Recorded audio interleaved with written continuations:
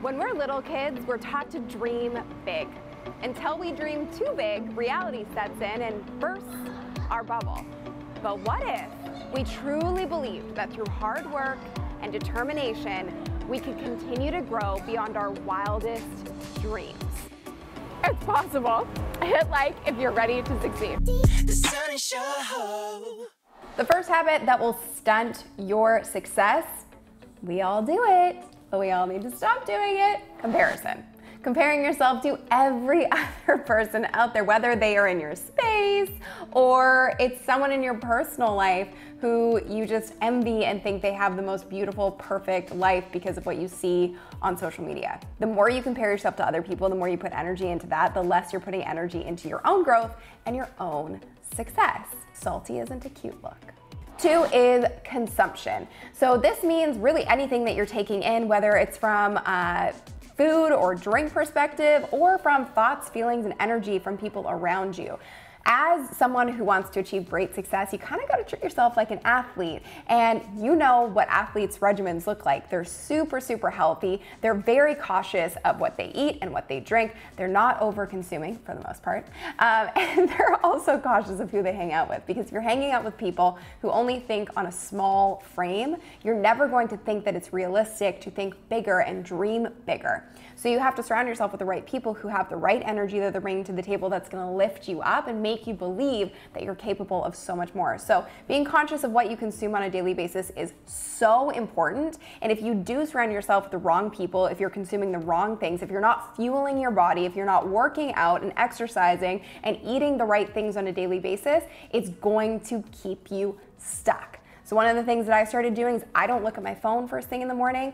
The first hour of my day is dedicated to getting up slowly, doing some mindset stuff. So whether that's meditation or just taking space, going for a walk, moving my body, doing a workout or going for a run or something like that, journaling, and just priming myself on my own terms so I'm proactive and feel good about starting my day, and I'm not reactive and taking in everybody else's energy and thoughts, because those are the things that are going to keep you stuck and small. Now, the third thing is hoarding.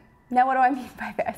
Well, no matter what stage you're in right now, I totally get it. I went 7 years doing everything by myself in my business, but you will get to a point where you realize that it's just not possible. If you have just one person, just you, doing everything in the business and everything in your life, and you're never asking for help, how are you possibly supposed to grow?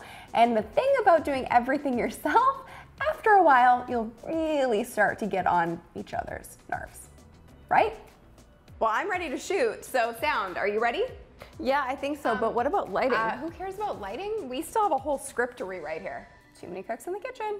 So find the right people for the right seats, put them in their genius zone, and that's when you can start elevating and growing. And again, there's no shame in doing everything yourself for a while and learning things on the way so you can teach other people how to do them the way that you like them done, but also allow them to run with those tasks or those parts of your business or life and make them even better and put your trust into them. So I want you to comment right now below this video and let me know what one thing is, whether it's in your life or your business, that you could ask for help for today. It could be something as small as asking someone to go pick up a grocery for you so you don't have to take that time and go do it, or asking someone to maybe babysit tonight for you.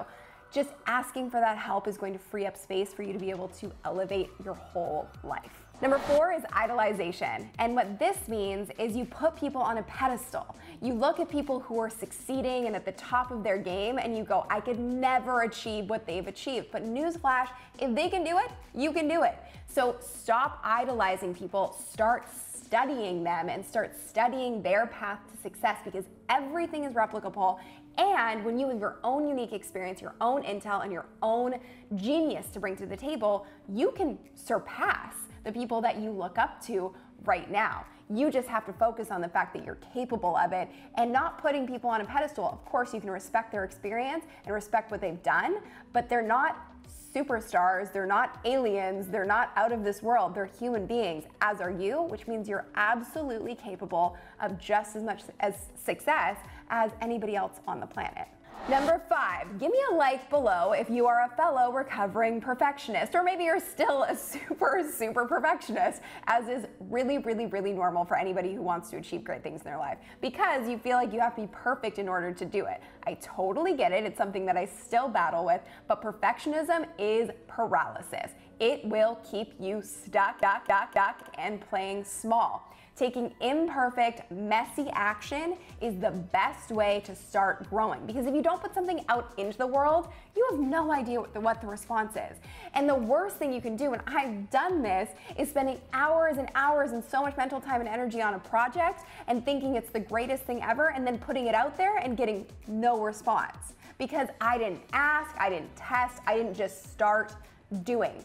So instead of doing this big, huge project or action, take one small, imperfect baby step. Maybe if you want to write a book one day, you could just write one post on Facebook that has something to do with that book and start gauging the reaction, start testing that content with your ideal audience, and that's going to give you the confidence to move forward and also the proof that it's relevant content and information that the world needs from you. Because I can guarantee they do, but you got to start putting it out there first and not worrying about every single little detail, because again, it'll paralyze you. Number 6, similar to perfectionism, complication. It's just a fancier way of being a perfectionist. Basically, it's overcomplicating every single thing that you do. So instead of, again, just taking the action and doing what you need to do, or putting whatever it is that you want to put out into the world out there, you start going, oh, well, I have to take this course before I do this, or I have to call this person and get their permission before I can actually say this thing. That's a way of basically stalling, so you don't have to jump and leap and take the chance to put yourself out there and potentially risk not getting a great response. But you know what? The more rejection you face, the more resilient you become, and one of the biggest qualities of a successful person is how they handle rejection and how resilient they are. And it's just a learning curve, and every single person in the world has had to get over it. So that complication, when you find yourself working on something and when it feels like it's ready to be put out there, but you're fine-tuning every little detail and overcomplicating the crap out of it, you might just be stalling.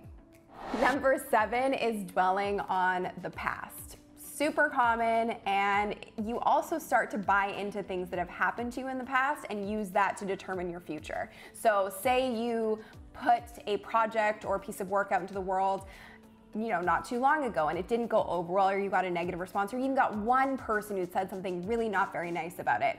You're then creating a story in your head that anytime I put myself out there, I'm gonna get critiqued and it didn't feel good, so I don't wanna do it again. But that's taking someone else's word and putting so much weight in it that you're gonna stay stuck for the rest of your life because you can't get over their reaction. And that has way more to do with them than it does with you. So don't allow your stories from the past or experiences from the past to determine your future, which brings me to the last habit that's going to keep you stuck and playing small, which is dwelling on the future. If you're thinking so much about this big, huge vision and goal that you have for yourself, it's great to have that, but if you're so stuck on creating that yesterday, basically, and creating it overnight, you're gonna get frustrated, and that's going to stop you from moving forward and making the things happen that you need to make happen. So instead of going after this big long-term vision, start with small baby goals and break them up and start tackling them one by one every single day, and you will eventually get to that big vision. But if you dwell too much and you future cast too much, of course it's gonna feel super overwhelming and daunting, and again, it's gonna keep you stuck from actually taking action. If you like this video, make sure that you let me know in the comments below with #BossClub, and our recent winner is Rosh Sillers. Thank you so much for being here. Thank you for being a part of the Boss community. I hope this video helps you get unstuck, and don't forget to hit subscribe. Next week, I'm gonna show you the exact 5-minute exercise that showed me how to create a fulfilling life all around, and it seriously changed the game for me, so I can't wait to share it with you guys.